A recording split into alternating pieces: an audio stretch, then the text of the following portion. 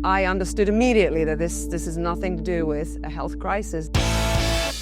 I was in Peru when the lockdown started, and I got to see a militarized, tyrannical approach to this so-called health crisis. It was a call to action because I've been an activist for now 19 years. When I started in March 2020, I made the choice that this is a hill I'm willing to die on.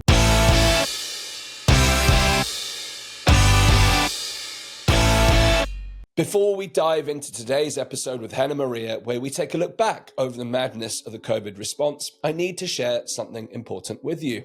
On Sunday, March the 9th at 1 p.m, people from across the UK will gather at Richmond Terrace, Whitehall, directly opposite Westminster, for the Truth Be Told demonstration. A protest to counter the UK government's so-called COVID Day of Reflection. The government says this day is about remembering those we lost and the sacrifices made during the pandemic. But real reflection demands truth. We stand to remember the harms caused by the government's emergency measures, from lockdowns to medical coercion, censorship, and the silencing of dissenting voices. We stand in tribute and in support of those injured and bereaved by the COVID vaccines, those whose suffering has been ignored, dismissed, or covered up, and we honour all lives lost and damaged by the dystopian policies of the pandemic.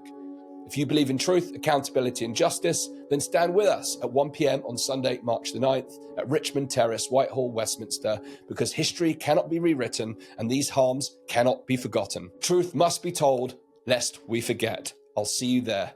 Now let's get into today's episode. When the world was shutting down and freedoms were being stripped away, some people refused to comply, not through force or anger, but through creativity, courage, and community.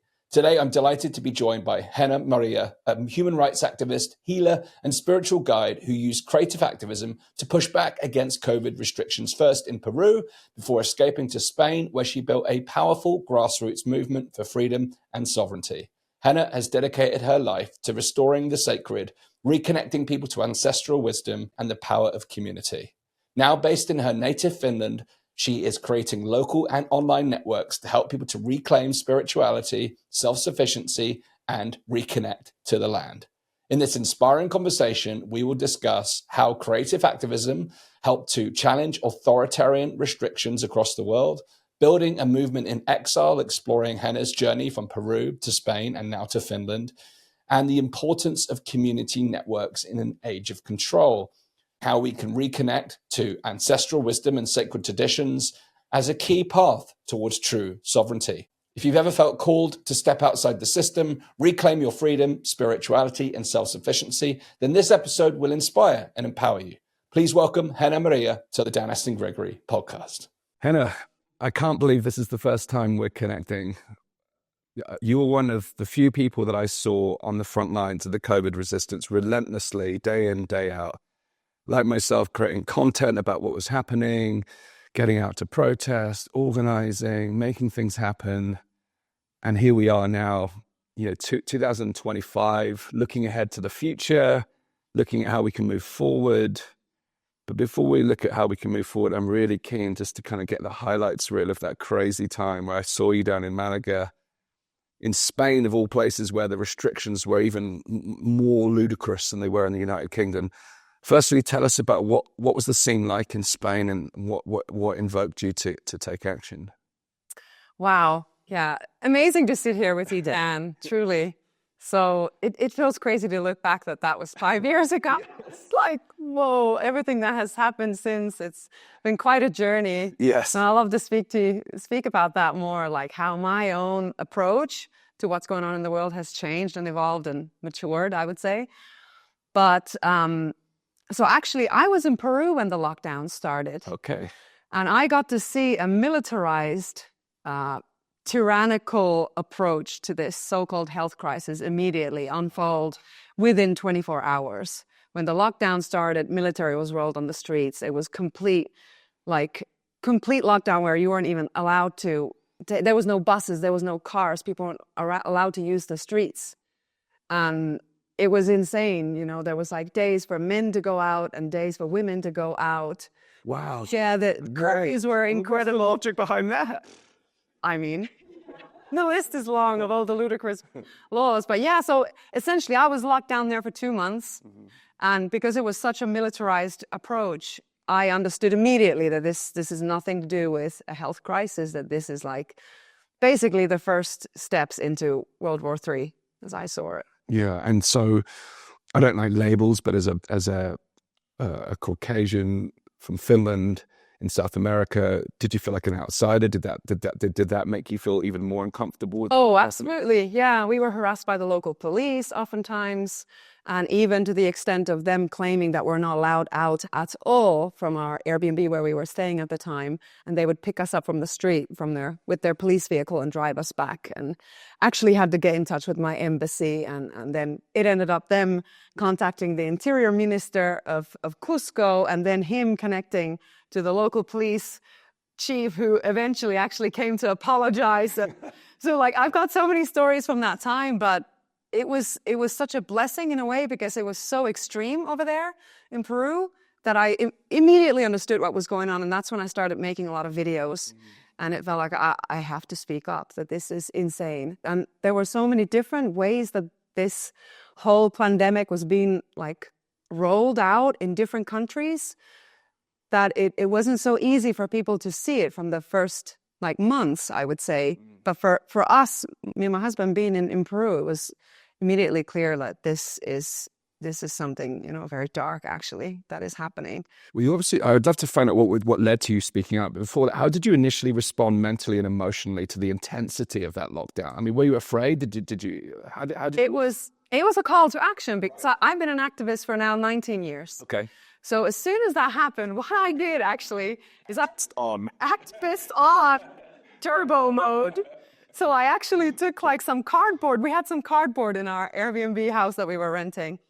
And with what I had, like some marker pens, I made my first signs. Amazing. And first was like, how does natural immune system look like? And I put things that are like help to fortify your natural immune system. So like health tips. Amazing. And then also like, if you get the first kind of symptoms of like upper respiratory infection, what are the local herbs and remedies you could use? So I knew, because I've been studying natural medicine in Peru. Yes. So I had these two signs, and I went out on the streets. Amazing. Knocking on people's doors, because everyone's, you know, windows were closed, doors were closed. Everyone was just hiding. It was like apocalypse. Wow. And I was saying, take a photo. And I said, they're going to try and roll out a vaccine, and don't take it. This is in March. Yes. To 2020. Yep. And I even went to like the local businesses, because they were all operating underground, you know, and like, take photos. I went to the local council. Actually, I went to the municipality. I spoke to the guards, the police. I went everywhere I could. And I said, this is not what they're telling you it is. Because I already had the numbers from Italy, that it's all like 85 plus, yep, actually, who's dying, and yep, the comorbidities and the whole 9 yards we all know. Yes. So I was relaying this information which they had no access to. They were just being told that this is the gringos that are bringing the virus in from the West. So yeah, so I was doing everything I could to just spread awareness. And very quickly, actually, I realized that the locals were getting it too. And they were saying that we don't know anyone who's sick. Wow. We don't know anybody. They're like, this is clearly... Yes. And while you have people in hazmat suits spraying the water supplies there, insane, putting bleach everywhere, and then like military vehicles like roaming the streets with machine guns. I went to talk to one of the soldiers, and I said, what are you doing with this gun? Like, are you going to shoot the virus? I'd love to see someone's face. How do you respond? Are you going to shoot that thing? What are you doing with this gun? So yeah, so that was like immediate activist turbo mode. And then 2 months of that, I started making videos while I was there in lockdown. Yes, yeah. And then we flew back to Spain. This is the end of May 2020, a humanitarian flight from a military airport. We arrived to Spain to full lockdown still. Here we go again. Activist mode still on. But thankfully they had just dialed it down a bit, because the first 2 months, I hear that it was like 1 kilometer radius of how far you're allowed to move. And the police were actually checking your like shopping to like see if you actually bought non-essential items. And if you did, you would be slammed with a fine of like 500 euros on the spot, and forced masks and everything. So then I was like, okay, we got to continue this thing that I started there. I didn't know many people, because we just moved to Spain in 2019. It's a whole new country for us. Me and my husband moved there, but actually knowing that something's coming up. Like my husband, he's been awake since the 90s to the technocratic agenda. So we were looking for a place which is like off-grid in the mountains where if like shit hits the fan, we're going to be safe. Yes. So we were setting up a healing center, an off-grid place in the mountains in Spain from 2019. And then we come back. So we got stuck in Peru. We come back and we didn't almost know anybody. So it was just me and my husband and say, okay, let's just go to the street. Yes. And let's just stand there for some time. And then this is full on lockdown, you know, Yes. where like Mask Monday, where you get €100 fine if you don't wear a mask on the spot. Yeah. We weren't wearing the mask. And so very quickly we learned how to liaise with the police. Okay. And we start getting other people like, yeah, you guys, like, you see it too. And then can I join you? Amazing. And I started making more and more signs. I mean, so we moved out of Spain just this last year, and I went through my archive of the signs that I had handwritten. Wow. We're talking like probably 100. Amazing. Every week we would have different signs. So yeah, we started to go doing this action, and it was all about asking questions. Things like, what does health mean to you? Is breathing a fundamental human right? Like, when does the fear end and life begin? Like, kind of these Socratean questions, because our idea is that we want to have dialogue with people. Absolutely. Yeah. And then this is how we started getting our crew together. Bit by bit, people started coming, and I made more and more signs and more signs until we had like our core group that would organize every week for 18 months. Amazing. Yeah. Wow. And of course, I was doing my live streams and saying, come up, like, guys, you got to stand up. And yeah, it was actually, we had so much fun. And my whole vision was that we need to do this in a way where we don't appear to be a threat. Absolutely. And so I was actually taking on board a lot of the things that I'd learned from the healing arts and from the Indigenous way of resistance, which is with a lot of joy and dignity. So I didn't want to seem like some nutcase conspiracy theorist, you know, but someone who's like really caring and has concern and like loves humanity. So we had these signs that were not so provocative, like just asking questions. And then I created a playlist of like this African communal music that is all like drums and joy. And we all had like bright colors and we were smiling. So it was so like easy to people to actually approach us and be like, what is this about? Like this field that you are creating here on this boulevard is like this oasis compared to this doom and gloom and insanity everywhere else. So what we actually experienced is people just wanted to come and hang out with us. Amazing. We had this like whole circle of people like just like chatting and sitting on the benches and just like basking in this energy of freedom and taking their masks off and being like, wow, like these guys are onto something. And yeah, so that was really beautiful. If you're tuning into this podcast, the chances are you're someone who thinks differently. You question the narratives, you want real freedom, and you're looking for unfiltered insights that can actually help you make sense of the world. But let's be real, social media is broken, big tech controls what you can see, and independent voices are being suppressed more than ever. That's exactly why I created the Live Free and Prosper membership community. Your private hub for uncensored conversations, exclusive deep dives, and direct access to a community of like-minded free thinkers. For just £5 a month, you get exclusive content that I can't share publicly, members-only Q&As, and the chance to connect with people who actually get it. So if you're serious about breaking free from the status quo and building a life on your own terms, then join us today. Just head to danastingregory.com/supporter or click the link in the description. That's danastingregory.com/supporter. I'll see you inside. Now, back to the show. And I'd love to talk more about the dignity part and honor and some of the things that you'd learned and how you applied that, because I know we're going to talk about how there's like the evolution of your activism and how that's transformed into different pathways. But even at that beginning stage, there was an evolved activism there. When I felt called to arms, I'd not got over a decade of experience in activism. I'd always been politically engaged, but never politically active in that way.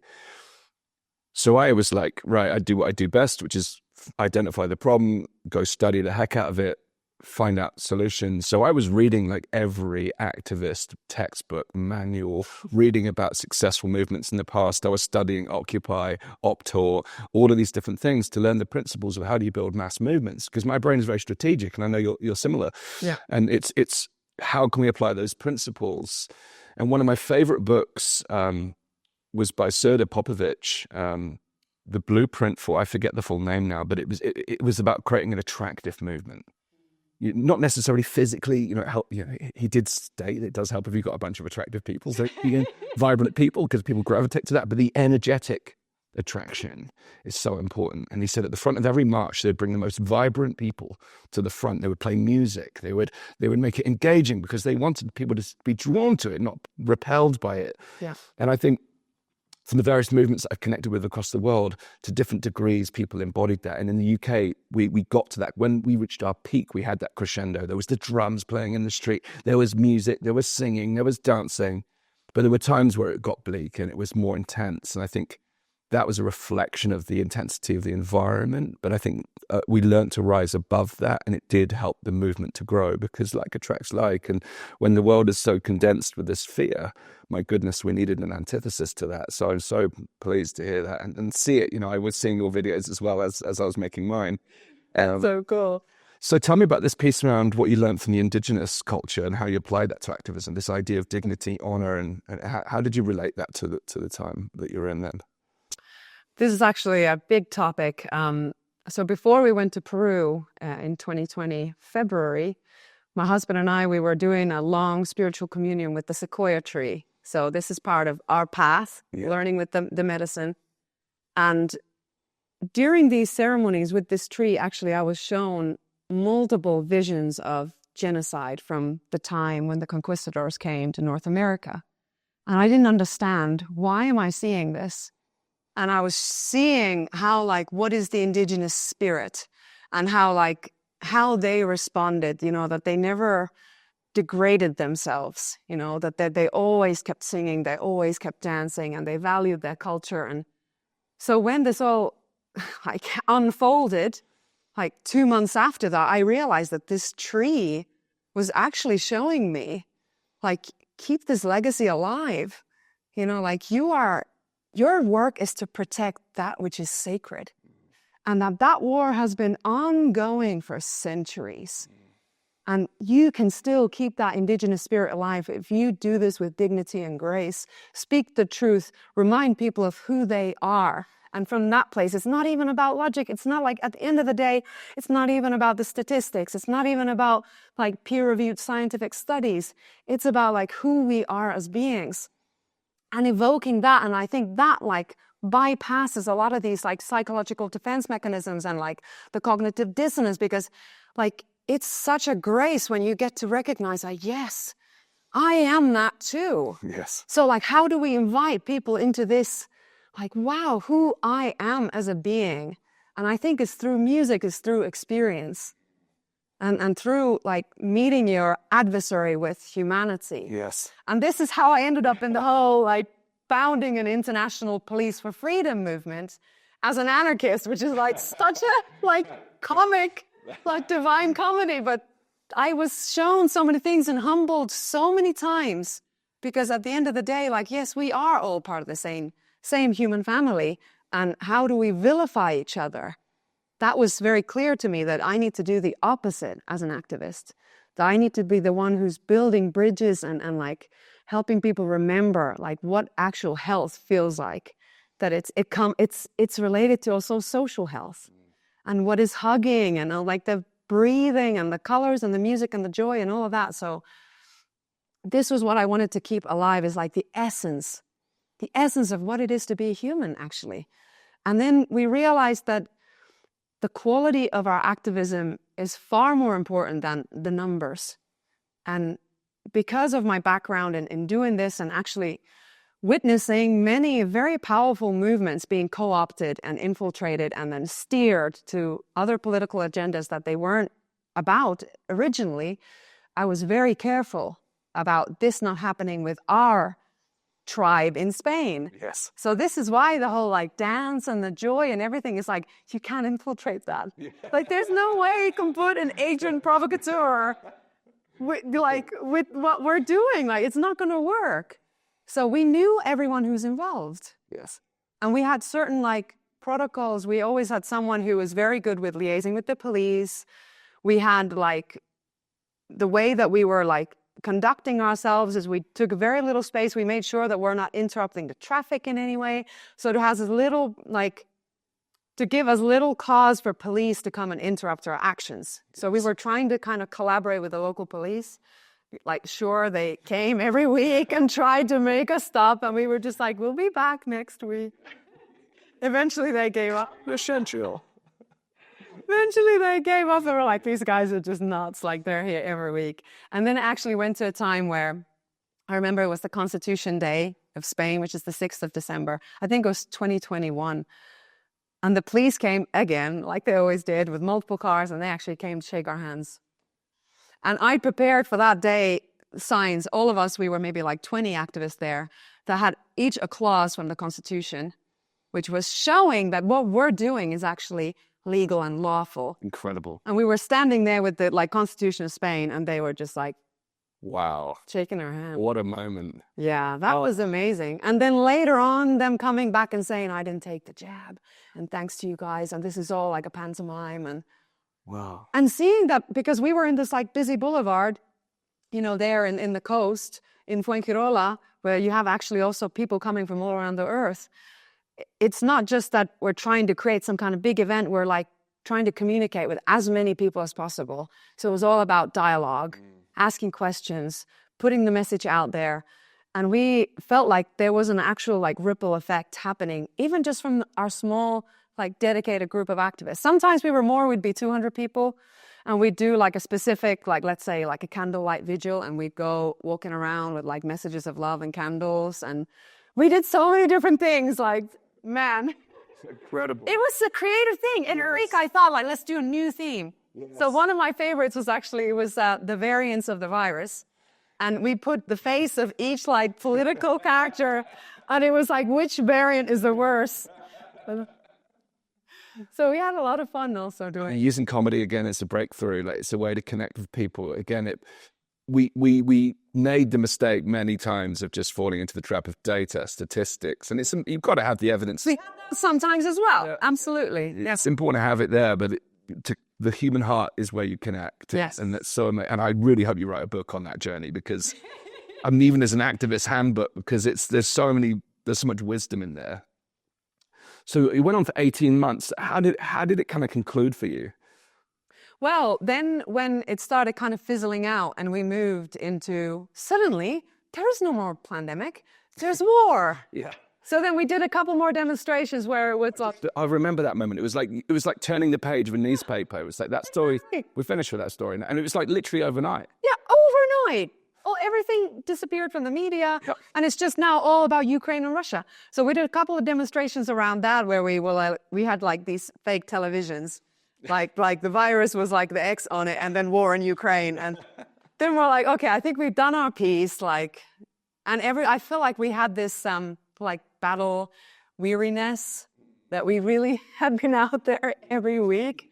And I was like, okay, and also I have to say it was part of our kind of letting go of that was the grief of seeing how many people then ended up taking the jab and are like, we said our piece, and now it's like go time, and we've done everything we could. And then there was maybe another month where we were actually talking to people and saying, come talk to us if you have injury from jabs.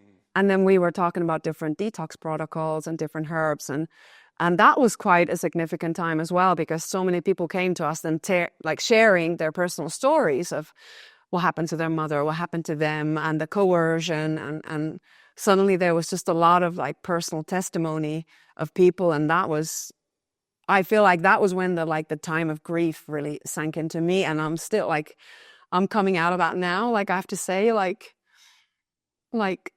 taking in the gravity of what actually has happened. Sometimes I feel like I'm in a twilight zone where I'm not fully feeling the gravity of it all.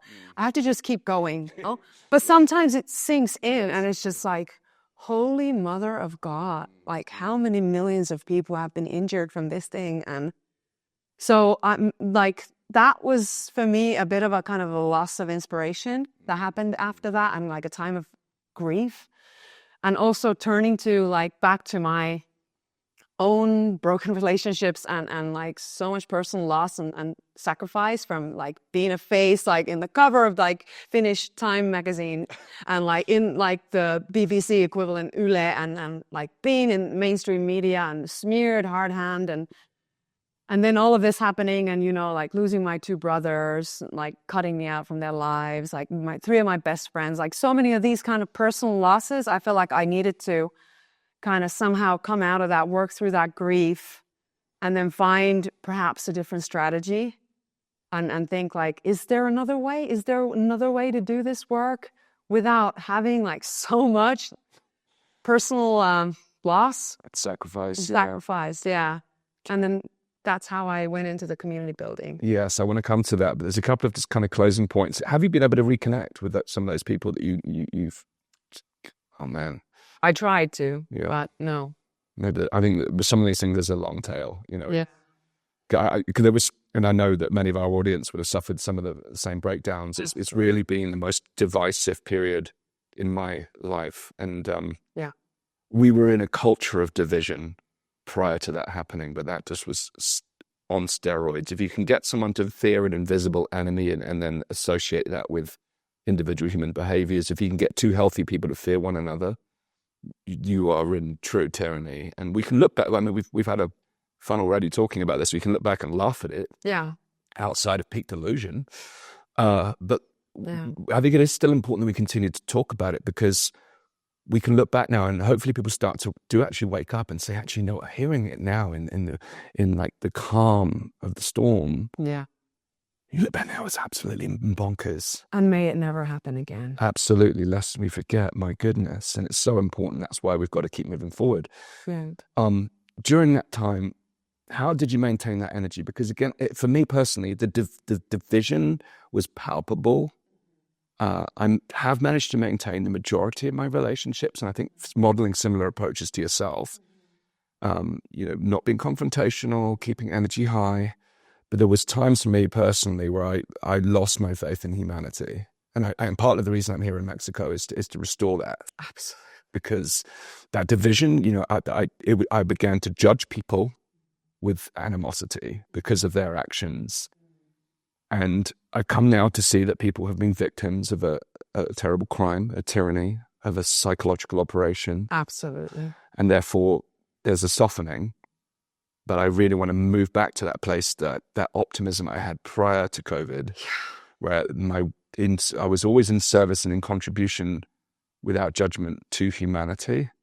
And I'm not there yet. And I'm looking to bring that back. So I'm curious how you maintain that spirit during that period. And was it unwavering? Was there times where you found yourself in the dance of us and them? How did you play it? How did that play out for you? For me, it's related to what I told you about the sequoia tree. So my whole life path, my deepest devotion is actually to be in service, to revive the original human being and to revive Indigenous culture. And to maybe like specify that a little bit, I truly believe that each of our lands have Indigenous culture. Yes. So when people talk about Indigenous, they think like South America. South America. That's like, wait a minute. Yes. We were colonized also. Yes. So what about from our sacred heritage? Yes. So this is my path, and I've been blessed to be able to study with Indigenous who still have their culture alive in South America, so that I could come back to my own roots and help revive what we have lost, long lost to the extent that we don't even realize that we also have Indigenous blood and Indigenous culture. Absolutely. I mean, I came across this too, and I started becoming fascinated with things like Taoism, Buddhism, and some of the practices from their ancient lineage. And as I was doing this, I caught myself thinking, I'm really fascinated by these Eastern practices, but what's from the West? Yeah. What is from my own heritage? What is the lineage here? What is the ancestral path from my own nation? And of course, I know, I've done the DNA test, and I'm probably like hybrid of many different nations. I have no idea where I actually originated from, but I was born in Britain. So what's the history and culture? What's some of the rituals and ceremonial aspects that we've lost in our culture? Absolutely. So I equally find fascination in that. Right. And so this was what was giving me the strength is to know that this is far bigger than myself. And that actually, when I started in March 2020, I still remember I was in prayer and I made the choice that this is a hill I'm willing to die on. Wow. Wow. And I have no fear. Amazing. And because I could see it, that this is far bigger than us. And in honor to keep the legacy so that it wouldn't have been in vain when our ancestors have been fighting for freedom, so that their fight would not be in vain. I would take that on, and I truly feel that when I made that decision, that something higher was giving me energy to keep going, because there were months where I was barely sleeping and I wasn't tired. And I was starting different organizations. I was, like we were talking the other day, Zoom calls across, to Australia, to US, and I was driven, and it was like, this is war. I don't have time to rest. No, and it was. But then there came a point, in like 2023 where I felt like, okay, now it's like, it's hitting me, like I'm crashing down. And I had some months where I was just completely depleted and I had to take a break from everything. And it helped that I also left social media for almost 2 years, Facebook and Instagram, because I really needed to, like, okay, I realized that I needed to do that, and it was my own free will choice, but it had consumed my entire life. Yes. Yeah. So it was a question now of, like, how do I make this more sustainable? How do I reconfigure this? And also, like, my relationships, is there anything that I could mend?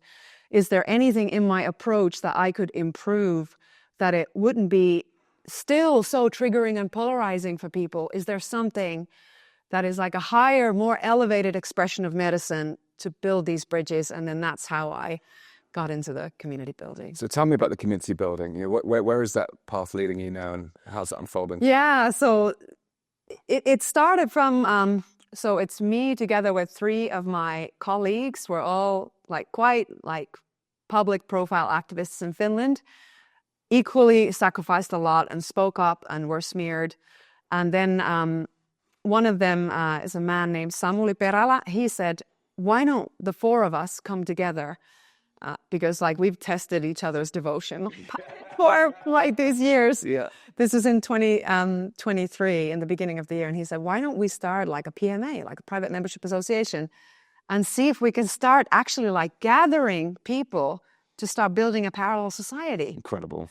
And we sat together, and our primary work is to actually lay down the values, which will then be the terms and conditions. So a moral code that we will put out there to say, if you agree with this way of being, this way of communicating, this kind of decision-making process, then join us and we start organizing. Incredible. Yeah, because we realize that this is not the end, although we're in this lull state. And a lot of people would just want to go back to sleep. We're like, no, now it's time we organize. We know Agenda 2030 is in the making, coming down the pipeline, and we need to take now this time to prepare and make sure we have a fortress, a strong community, circle of trust. Whatever comes, we will never be alone again. And so we actually set up the PMA in February 2023. And then by 1st of July 2023, we opened this a web, a networking space, a membership site. Yes. So that people can sign up. And the way that we thought this structures through is that everyone pays a very minimal contribution every month, which is the membership fee, which is 11 euros a month. And then we budgeted it so that with this money, then we can hire the staff to make sure that we have the structure. We have people who are experts in building different kinds resources and processes for, let's say there's a project, how do we bring this vision into reality? Very similar to what you guys were doing and what you were talking about yesterday at the mastermind. So how do we enable, how do we midwife, how do we facilitate all of this incredible potential that people have? How do we create a culture of relating, culture of organizing ourselves where we value everyone's input? And so we opened this site in July 2023, and now we are 910 members. Congratulations. Thank you. And we are all across the country in Finland now. And we have amazing projects in the making. And this is a place where I feel that I can root down for the rest of my life. Incredible. So what does that, in closing, what does that look like in terms of practical outputs then? So your membership, what are they working on? Are they building retreat centers, physical land spaces? What are they? Yeah. So there's like co-living kind of projects that are taking place in different forms. Some people are building eco-villages. Others are working to do some kind of collective farming projects that it's like regional people live together, but in their own houses, but they do some kind of farming project together. Then we have 3 different like wellness centers that we've already created and are in action, where we offer natural medicine, because also this is our one of like the fundamental axes of our mission is to make it normal for people to engage with natural medicine practices. And we actually want to like completely revolutionize Finnish healthcare, because the way it is going, everything becoming like pharma oriented, people are more and more sick, and they're seeing us, being in radiant health. So we're wanting to open these doors and say, come here, come and experience this. And we want to make it actually so that our offerings, whatever it is that we're doing, cultural cafes, wellness centers, farming collectives that are growing like the best organic permaculture, grown regenerative agriculture food, is so good that people want to start gravitating towards this way. So building a parallel society that is intermixed with the existing society to such extent that they can't alienate us, that they can't ostracize us. We don't want to live completely outside of the system. We want to be intermixed and have our wellness centers and cafes in the cities, opening our doors so that we are building these bridges and inviting people over, bit by bit to our side, which is the natural side, the sacred way of life. What a beautiful vision. And it's not just a vision, it's happening. It's a big happening. It's happening. Wow. Oh, I'm so inspired. You're so inspired by what you're doing. And we're both here in Mexico at the People's Reset. As we said at the beginning, crazy. We're only really connected properly now, 5 years on. It's mad. And I look forward to the continued journey. We said at the beginning of this episode, we got half an hour. We're going to need to do at least a part 2. So look out for part 2, and let us know in the comments if you'd like to hear more.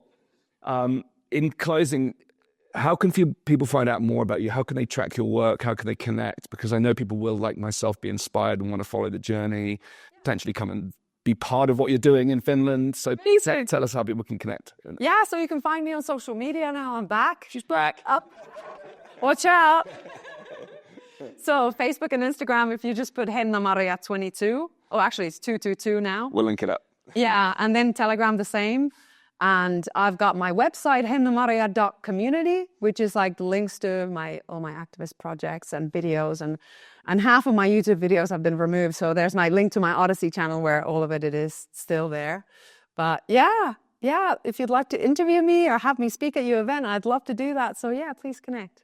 Thank you so much. Wow, what a beautiful conversation. Thank you. Everyone back home, let us know your thoughts in the comments. Please do share this. It's important that we share the inspiration. At the moment, we live in a media culture. Actually, just after this, I've got one more interview, and then I'm going to be on the independent media panel here in Mexico. And I'm going to be talking about this importance of actually sharing solutionary content, because it's really important that we break free from this sensationalistic doom-mongering that's in our society. It's becoming pervasive. It's creeping into our psyche, and it erodes our creativity. So I hope you share the inspiration that we got from here today. So please do share this episode with others.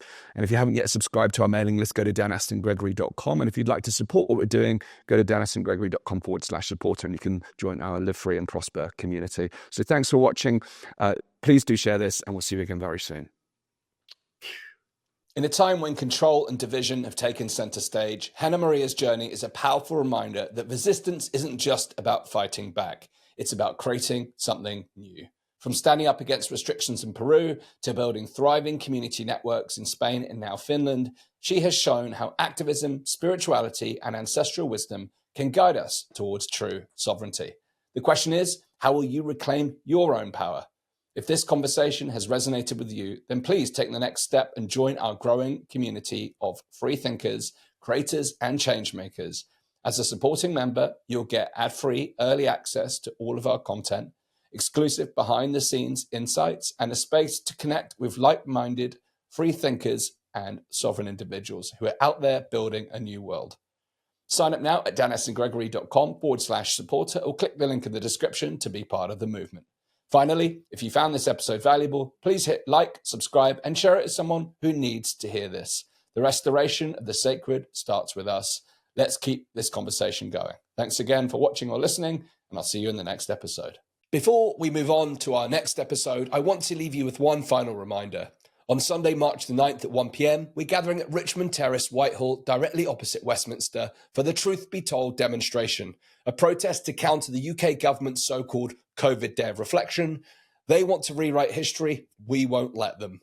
We stand in memory of the lives lost, the voices silenced, and the damage caused by the government's emergency measures. We stand in support of the injured, the bereaved, and all those who refuse to let the truth be buried. If you believe in accountability, justice, and real reflection, then stand with us at 1 p.m, Sunday, March the 9th at Richmond Terrace, Westminster, London, because truth must be told. I'll see you there.